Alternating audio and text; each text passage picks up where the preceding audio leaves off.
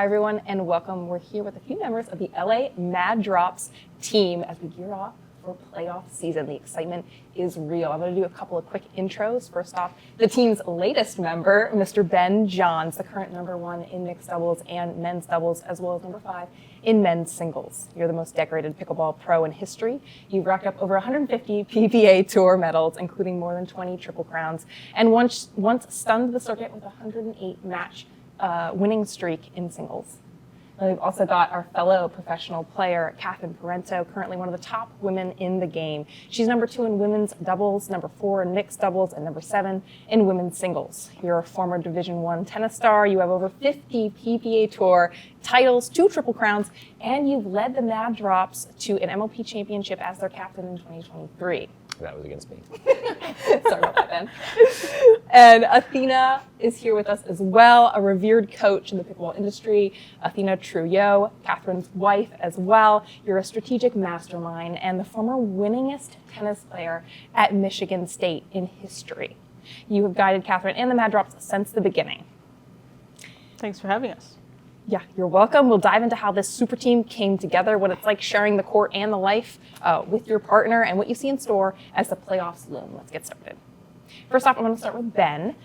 You're the latest member of the LA Mad Drops. Tell us about how the deal went down, when you heard about it. Did you have any input?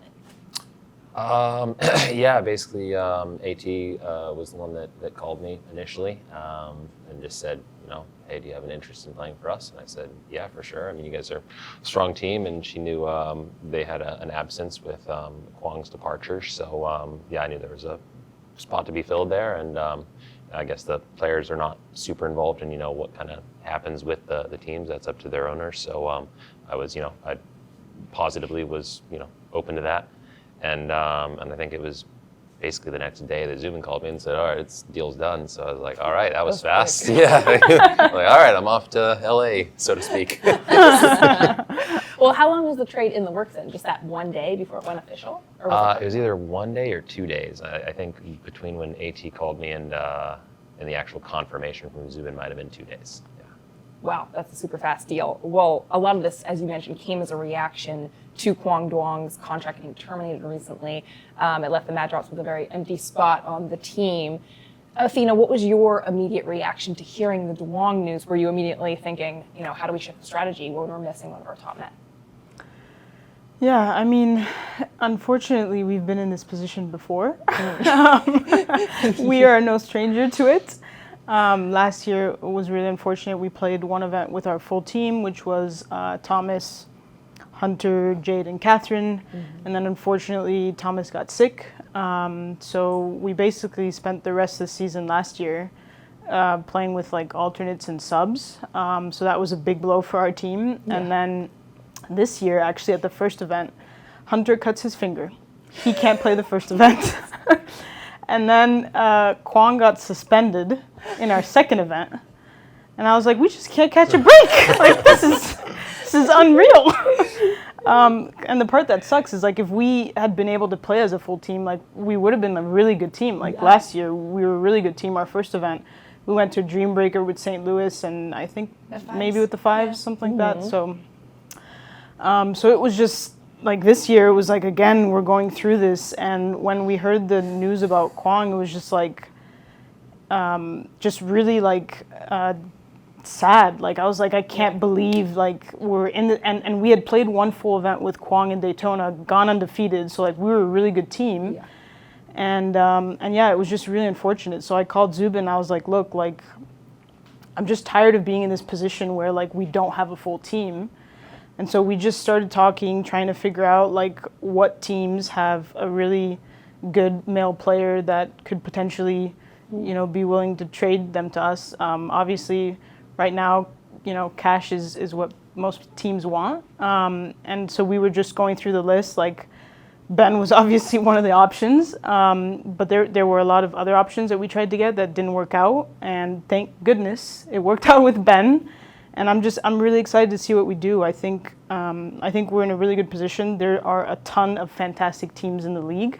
So I think some people might say, some people might say that, like we're one of the best teams, but like there's a lot of really good teams. And so you never know what could happen. But our culture with the team is let's have fun and see what happens. So that's what we're going to do. Well, Catherine, when you heard that the Ben trade had taken place, what was your gut reaction? I was super excited for sure. I've known Ben for like, how many years now? Like 9. Yeah, 9 years. Obviously. I also lost you in my first tournament ever 9 years ago. There's a lot of losing to I know. Catherine. That's a common theme here. I do remember watching you play, and you had like really fast hands, very powerful.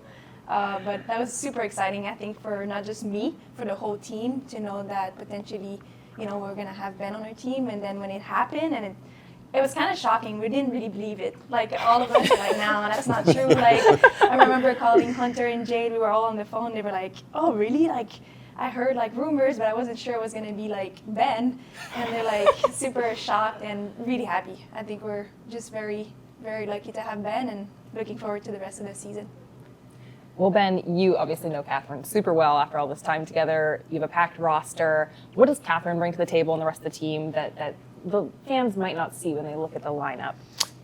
Yeah, I mean, I'd say incredible like consistency and just always performing really well. Not just like a consistent player on the court, but like a very consistent level all the time. Very few dips in level. Mentally strong, I think. Maybe people can see that, but it's also just very positive, upbeat person on and off the court for sure. She's a pleasure to be around. I've spent a lot of time off the court with Catherine and Athena as well, so it's just nice to be with friends as well that you know very well. Yeah, I mean, Catherine brings a ton to any team, and certainly a lot to a team I'm on. I'm definitely excited to be with her and just happy about it. Are you guys going to play mixed together? Is that how the mixed pairings are going to work out? I believe that is Yes. the plan. Yeah. Right, Coach? Let's see to weigh in. Yes, that is the plan. Yeah, I mean, Hunter and Jade are such a good team together, so we just don't think there's any reason to split them up.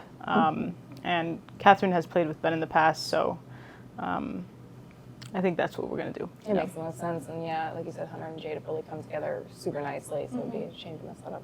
Yep. And Catherine, when you play then with somebody like Ben, does that raise your expectations for the season, or does it make you feel more confident? Yeah, I think it helps with confidence for sure. Like knowing that, honestly, if I mess up or there's a ball that I pop up, I know Ben can clean it up. He's going to be there. And like Athena said, we've played together before, and I feel really confident next to Ben, so I'm really looking forward to it. Athena, how does the current Mad Drops lineup compare to others that you know around the league on paper and in terms of chemistry? Yeah, so obviously Hunter, Jade, and Catherine have been on the team with us the last 2 years. So chemistry-wise, those three know each other pretty well, feel really comfortable, know what to say, like when things are not going great, and they're really comfortable. So Ben obviously brings a new dynamic. It's nice because Ben is just very easy, and that was also part of the thought process on the trade. Like he's just kind of gonna go with the flow. Like he's not gonna cause problems. He's not like a hothead. Our like diva he's here. High maintenance guy over Yeah. here. Maybe with the lighting, but that's about it. These dang hats. I need something better. God darn it. No, actually, I wore 3 colors today for you. that Just was bringing part his of it. fashion to the LA Mad Drops. Ben's fashion. That's why we wanted him. Wear any color. So yeah, I think an advantage that other teams have, like St. Louis, they have the exact same 4 players. They got to play an entire season last year, got to play this season up to this point. So that's definitely an advantage. The Dallas Flash, they're in the same situation, same exact team. Yeah. Those are the only 2 teams I think that has held true for, that they got the same team this year that they had last year, which is pretty incredible. The Fives have the new addition of No Way. So they're kind of, I guess, in a similar boat to us where it's a new dynamic they're going to have to like figure out and get comfortable with. And then we have a couple of other teams that I think are all newer. Maybe the only 2 that are the same are St. Louis and Dallas. So I think we're just going to do our best to kind of speed up the process of everybody feeling comfortable. I mean, at least for Catherine and I, we've known Ben for so long that it's kind of easy for us because like we're just really good friends with him. But for the rest of the team, I mean, Jade's very similar. She's very easy, like go with the flow kind of thing. And Hunter's the same. So I don't think we'll have an issue with it. But obviously, like, the more you play together, it's always an advantage. And we're all foodies too. Oh, yeah. And Ben is a big foodie guy, so Yes. That'll bring the Get team along, together. exactly. Yeah. We have something to talk about always outside of simulation theory. They were talking about simulation theory before we got this underway, and I'm going to convince them. I have not converted either one. You yet. haven't converted I'm going to yet. get there. I just didn't have enough time yet. We're converted in crypto. But sure, that's the first and step. also our Metaverse is next, and then simulation theory, and there's a whole, there's a plan. there's a God, plan. wow, guys, I'm glad I'm not on We this really team. derailed this podcast, I'm sorry. Guys, this is not what we came to talk about. Stop. I can't wait to see what Hunter and Jade think about all this. Catherine, who would you least like to see as a team in the finals, and why?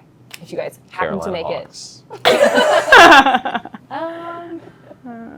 I wouldn't pick a team necessarily. I think there's just so many good teams. I think it's going to be a challenge no matter what, even if it's a top team. The Dallas, they won last year. They won the mid-season tournament. I think that would be really fun to see them. Yeah. But yeah, I wouldn't say I would be like, oh, I don't want to play against them. I think it would be the opposite, just be super excited to play against that team. Yeah, it's a good attitude. I know that I talked to Mark Moulton earlier, and he was talking about how difficult it's slowly becoming to play a home team when you're the away team, and they're hosting, like, for example, St. Louis Shock last weekend had some great wins, and they said the energy was just helpful. So sometimes that can contribute to an imbalance in these matches, but otherwise I can see you guys wanting to go head-to-head with any team out there. Ben, we've seen coaches start to join the industry. Athena is the best example of that. What separates the great ones, and how much of a role do you think coaches are going to play in the future? I feel like with any sport, as the sport gets better, as the players get better, coaches become more and more important and predominant because I think players focus on what they need to do really well, which is, compete, train, and all that. But they may be lacking in certain areas where a coach really, or not even lacking necessarily. It's more like a bandwidth thing. It's like you can't focus on and do everything well. That's where a coach really kind of like takes the burden off in a lot of ways. Where it's like, okay, we're going to train this. You're missing this right now. And even in match, when you're just focusing on performing your best and being physical and all that, they're pointing out stuff where they're looking at patterns. Like most of us are not keeping stats on the sidelines while you're trying to play on the court. Like it's just you don't have the bandwidth to do everything. So I think coaches are very helpful in that sense. And then I think what kind of differentiates really good coaches is honestly, I think knowing when to say what, of course, but also knowing when not to say anything. Right? I think a lot of people fall prey to overcoaching in a way because they feel like they have to contribute something. And at times, I think AT, with her experience with Catherine, just knowing her personally so well, has gotten very used to knowing when it's good to say certain stuff and when she doesn't need anything. And I think that translates to doing the same thing with other players as well. Offering valuable, sometimes critical advice in certain moments, and other times being like, all right, they're good, they don't need anything right now, just keep doing what you're doing. Yeah, Athena, you certainly know that really well. And I wonder how central coaching is going to become to MLP even moving forward, and do you think every team should have a full-time coach? It definitely is an advantage if it's the right person. And I think they can add, like little strategic bits, but it's also just to have someone there on the sideline, like kind of going through the journey with you and sort of like emotional support also. True. Like, obviously I've spent the most time coaching Catherine, and we've been through all kinds of ups and downs, and it's a roller coaster, especially during these final matches and all that stuff. So I think you don't want to just have a coach just to have a coach, but if it's somebody that can provide value and it's the right person, I definitely think it's something to do. Yeah. And you have so much tactical, strategic knowledge. Are you keeping that all in your head? Is there like a manual somewhere that we could look at? Do you write it down, or is it in a folder? Or how do you keep this knowledge base? So we, Catherine and I have started kind of like, it's not handwritten, it's digital.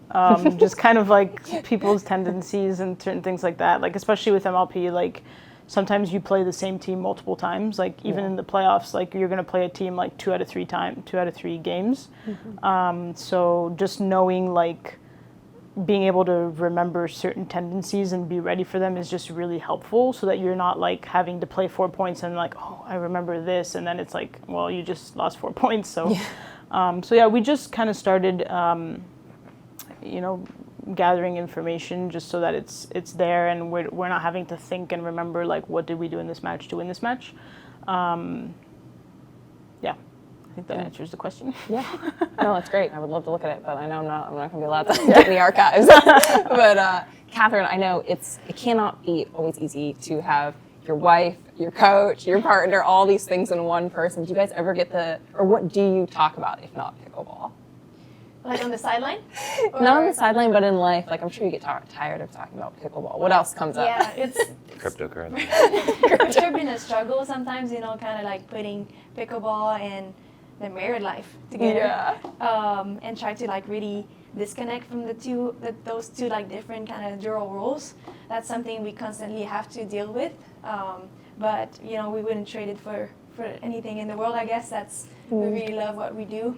It does become, I guess, a challenge sometimes when at home it's like, of course we're gonna talk pickleball, but then Athena's like, I think that's enough for today. Like let's disconnect. Like no phone, no, you're not watching pickleball. Smart. And then let's just go on a date or like go out to dinner and then try to really talk about, outside of pickleball, our family and everything, stuff like that. Oh, yeah. Yeah. I mean, we all fall prey to it. We all work in the industry or play in the industry. And sometimes you have to just be like, no more pickleball. If you say the word pickleball, I'm going to smack you, We've all been there. So, it's good that you guys are cognizant of that. Ben, which of your new teammates do you trust most to step into a Dreambreaker and finish it off, get it done? Hunter. Hunter. Put Hunter out there. Yeah, I think Hunter has a phenomenal matchup in singles with just about anybody he plays. I think a lot of people are basically intimidated by him right now on the singles court because he just pull roll right through you. Like, rattle off 4, 5, 6 points in a row, and the more you lose in a row to him, the more you're like, I really need to get a point like now. Like, my team, I'm letting him down. He's got a huge serve. He passes up both wings, and you have to cover the court really well to hang with him at the net or at the baseline. So I just feel like there's a lot of pressure going against him, just because he really puts it on you in singles and can do pretty much everything you need to in singles. So yeah, Hunter. And what is your take on this, it's been said, called the super team debate, because some people have griped that whoever has the most money wins MLP, and that you guys have created the super team, which I think is totally untrue. There's so many good teams out there. But people are saying it. What is your answer to that? I feel like this trade definitely put us, in my mind at least, in a initial estimate. It can range just because MLP can go so many different ways, especially different chemistry and different matchups and all that. But it certainly put us, in my mind, in a top 4 scenario at a minimum. And going into the playoffs, that was kind of my estimation of it, with the possibility to be better than that. But I think if not that other team sports like say basketball are necessarily a good analogy for MLP, because at the end of the day MLP is composed of doubles teams and then at the end of the day singles, so it's not a fully team thing. So you can't draw every parallel to other team sports. But I just look at basketball because I'm a basketball fan. Like there's been lots of super teams that fell very flat, right? Just because you have a lot of great players on a team doesn't necessarily make that team a super team. So I think we have the capacity to, but I wouldn't assume it. Assuming things probably gets you into some bad scenarios a lot of the time. So I do think we have a very high ceiling, but I think it's important not to overestimate anything. And like Athena mentioned before, like some of the teams are extremely good. Like I think the Shock and Dallas, like you said, the two teams that have stuck together are number 1 and number 2. I think those teams are extremely good, and they're going to be hard to beat even with the teams we have. So I think the jury's still out, but we'll see. We shall see. You guys mentioned that you're all foodies. Top 3 cuisines you guys are going to be getting as a team. Are we each going to answer one, or are we all doing a top 3? It's a democracy. I'm telling you right now, we're going to get some Szechuan food. We're either going to do some hot pot or we're going to do some dim sum, or a little bit of both. Okay, all right. Number 1. Okay, your choice. You go. You want me to go first? Mine would be Asian fusion. Ooh, okay. Little like stage, like in Atlanta. We're at the Fontainebleau event. Did you go to that Komodo restaurant? Yes, Oh, delicious. yeah. Oh, it's really very, good. very good. We did So that good. last night. Oh, it was nice. Yeah. It was very nice. And like we mostly will eat like family style, so we'll just like Oh, literally family order style is the only way to everything. do it. I The only know. way to Then do you it. get If you're to only try having your own everything. dish, we get to try everything. getting Come on, robbed. That's what dim sum's all about. Yes. Yes. I get upset when you don't share dishes. I'm like, okay, give me some of that. I'll give you some of mine. Like it's a trade. It gets me animated. It's equitable. Yeah, You know, grew up in a you big know the family. friends scene where Joey doesn't share food. I'm like, I share food. I'm not Joey. It's the only way to eat. Yeah. So you get to try everything. We order everything on the menu, and we spend way too much money. Oh yeah. Yeah. That's why we take Ben. He's Mr. Moneybags. So. It's not that. It's more just if you're gonna have a meal, it better be a good meal. There's no reason to ever have a bad meal, and if that means ordering a little bit of everything so you can try everything and have a good meal, it's worth the money. Yes. Sorry, Okay, Catherine. your answer. Let's go. Let's go. House on steak. Steakhouse. Love it. Ooh, Love it. yeah. We are gonna No. get along, guys. Very solid, guys. Okay, we're gonna end with a fun one. So this is an interesting one. Don't look at my screen. There's the answers over here. What we're gonna do is I'm gonna give you their 5 slots. I I'm played gonna, this. I'm gonna name 5 players, and Not this pickleball. I haven't played the pickleball specific version. I'm just saying the ranking of the 5 things. It's a very we've Okay, we've done so this. you don't know the 5 pros that I'm going to say, Right. but we have 5 slots going to rank from 1 to 5. So, for example, if I said Jay DeVilliers, where would he go in the slots? Okay. Are we doing it by skill or like hair or like? Skill. Skill. okay. Oh. Unless you want to do something else. I mean, we could but- do something fun like most likely to go to a hot pot with and have fun. Most likely that you to- want to go out to dinner with. Okay. All right, we can do that. That works Alright. too. Okay. And Okay. one being like the person. You most want to go out to dinner Okay. with, yeah. Yeah. Okay. Like me and Catherine's at 1. Well, unfortunately, she's not on here. Oh. Fine. But okay, first one. Will Howells. Are we I answering like as a Will. collective? Yeah. Oh, he's okay. gonna do I'll take great. As a put him at like a collective? 4. Okay, I was thinking about the same. Okay. He's a 4 to go to dinner with. Because I feel like he'd have some hot takes or some kind of just random off the wall information. It would not be fun, right? He wouldn't be boring. He wouldn't be boring. wouldn't be boring. Now I'm kind of questioning. Maybe he's a 3. Yeah, maybe it's a three. He's a 3. Because We he's don't not- know he's who not- else is on this list. Then we stay safe. We stay safe. We go Stay 4. safe? Okay, Yeah, fine. 4. Okay. 4. Okay. Gabe Tardio. I've been out to You dinner with know Gabe him a good better number of than us. times, so How is he like? he's funny. What do you think? 2 funny or 3 funny? I still think we should go safe and go with 3. Alright. Okay. We got to save some spots. All right, they're we playing gotta very save middle of some the road right now. Okay. Riley Newman.